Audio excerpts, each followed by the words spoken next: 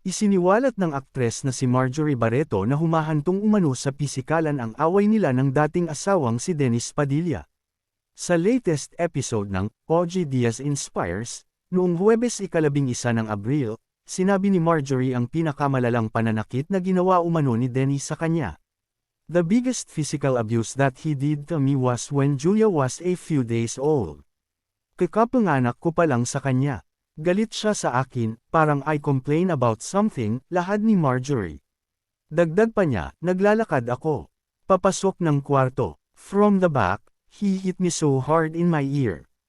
Lumipad talaga ako, kasi di ka nakailag, talagang nawala yung eardrum ko.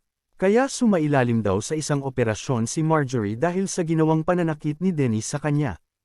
Hanggang ngayon, pinagdurasahan niya ang epekto nito. Every time I have colds, dito, sa tenga, lalabas. Every time my kids see that, they reminded what their father is. Dennis has a very explosive temper, aniya. Samantala, sa isang bahagi ng panayam, pinabulaanan ni Marjorie na inilalayo niya ang loob ng mga anak niya kay Dennis. Matatanda ang lumikha ng ingay kamakailan sa social media ang naging posts ni Dennis patungkol sa hindi umano niya pagkakaroon ng parte bilang magulang sa kasal ng anak na si Claudia. Pero bago pa man ito ay matagal nang isinasa publiko ni Dennis ang mga sentimiento niya sa kanyang mga anak para makuha ang atensyon ng mga ito.